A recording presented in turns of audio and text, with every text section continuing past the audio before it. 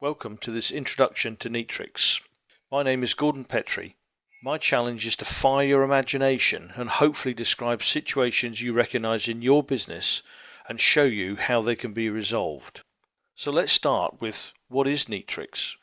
Neetrix is an integrated set of 5 cloud-based business software modules.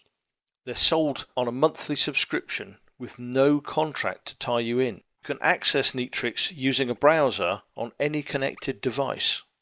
You can buy any combination starting with a single module and add others as your business needs develop and grow. And as a partner once described, Neetrix is enterprise quality software at SME pricing. So what does it do? Neetrix joins together key business processes with the same look and feel and makes any common data available across all modules to make running the company easier and allowing you more time to focus on your core business. So what could it do for your business? It could address some typical challenges that we see all the time. Less reliance on external support for IT, finance, web content, understanding and managing your customers and prospects, and even removing those ubiquitous spreadsheets. Getting consistent processes across the company, freeing up time to grow your business, reducing time and risk of entering data correctly across the business. I am now going to start on a journey to show you what joined up data can look like, and from that the impact it can have on your business. The Neetrix website that we've been looking at, which has been designed and built using the Sitefront module, shows a level of complexity in design that is possible. And once in place, you can manage and change the content easily and quickly. Now I'm going to use a demonstration company set up in Neetrix to show the flow of data from initial contact and how all 5 current modules play a part. It will show you the ease of use and navigation that makes using the software compelling for you and your staff. The starting point is a typical contact page where I've pre-filled some data and I'm now going to register that data through the website, which is running on Sitefront, and make that available in the contacts. Before we drill down into in detail, we're going to start by looking at the contacts dashboard. This is just a management summary showing any tasks and to-dos that are outstanding for the individual that's logged in, including tasks that may be overdue, on time or scheduled. Then we've got 2 graphics. The first one is your sales pipeline. We've set up some generic stages, but those can be modified quickly and easily to suit your business processes. And then the second one is the marketing analysis of your customers and prospects that you're capturing the data from. At the moment it's showing all the groups, but if I was to go down to the type of customer, for instance, and have a look at that so I can drill down into some detail now, you'll see here the details that we entered on the website are now available and we can then manage from that. Or if I go back to the dashboard and change again, I'm going to now go in through the sales pipeline and do the same exercise. So again, we're classified as a new lead on the details that we put earlier. What I'm now going to do though is drill down into a customer where we've pre-populated some data rather than spending time entering the information. So now what we're looking at is a contact screen which has all of the general information that you'd expect. So all the details, how that customer's classified, addresses, other contacts, relationships, who's managing it, an audit trail of any communication that's gone on with it. So for instance, if I wanted to send an email, I can select from templates, and I've just set an example template up here. That template also includes the population of a signature. If I now just send this a note here, it's recorded as a note, so automatically that will then register here so anybody else looking at that contact record can see that information. Where we now add another dimension is, if I click on the billing tab, what I can now see is the financial status of that customer, and that means we get a much greater insight, not just as to where they are in our process of selling to them, it's also telling what that's worth, what their status is, do we need to chase them for money. And while we're looking at that, let's quickly just go to reports and opportunities. So again, this is understanding what the value of our business is. What we've actually linked is to the accounting module, which is where these quotes would also be made available, but it can now show you exactly what our outstanding opportunities are, and that can be filtered to suit the timing that you want to look at, or even by an individual within the organization. If we go back to the contact tab for this customer, now we're going to put another aspect in here, which is projects. So projects is where you can manage whatever services you may deliver.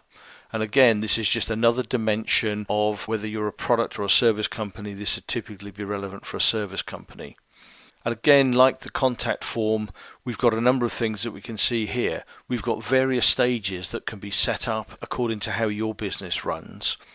We've also got a completion, because each project that's set up, typically you would put subtasks. That means those tasks can be given to individuals internally or externally, so you can measure that progress, you can understand where each project is, and also understand who's been involved in that project, what resources you're using.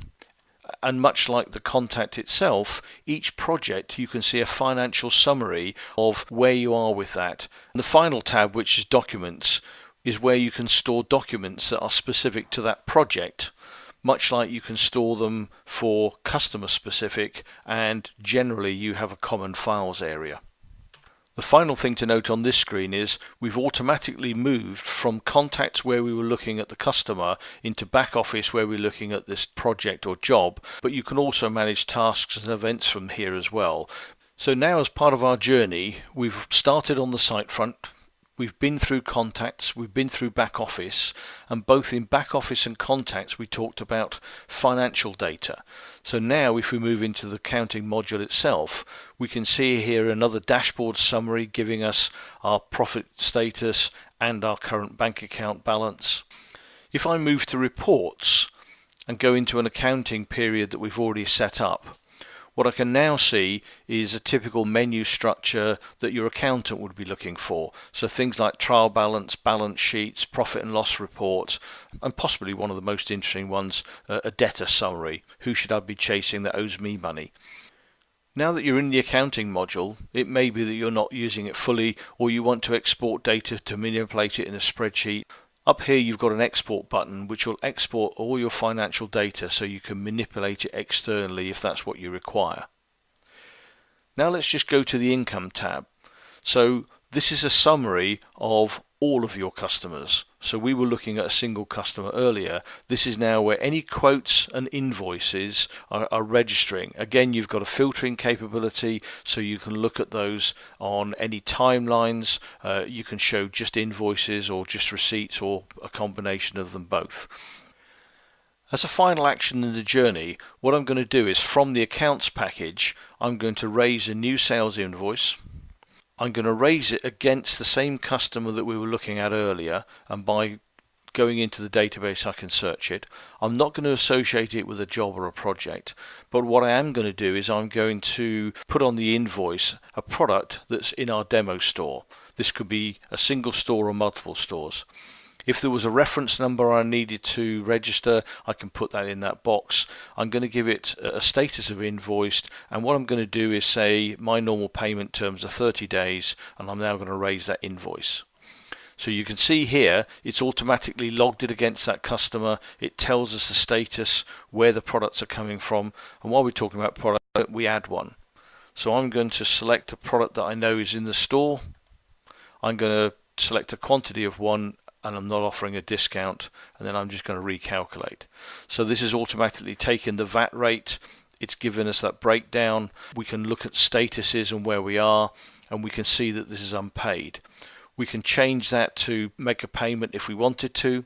And what we can also do is have a look at what the customer would see when we send the invoice out. And even, why don't we send that as an email to the customer?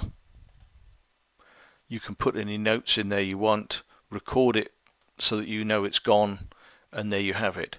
And just to complete the process, now let's go back, have a look at the billing summary, and there's that latest invoice that we sent, and you've also seen that the account summary is showing the increased balance that's owed. So this has been a brief journey to show what can be achieved in ways you may have thought were not possible or affordable. Starting with Neetrix doesn't mean you have to start with everything. Many businesses will start with just 1 or 2 modules before implementing the others as soon as is practical. This keeps everything simple to manage, reduces risks, and ensures that you and your business can make the most of what Neetrix offers. As a business owner, you will have your own set of priorities which will dictate what your starting point is. So if we've captured your imagination and shown you something that can help your business, why not sign up for a free trial or request a demonstration or contact Neetrix so you can get started. Thank you.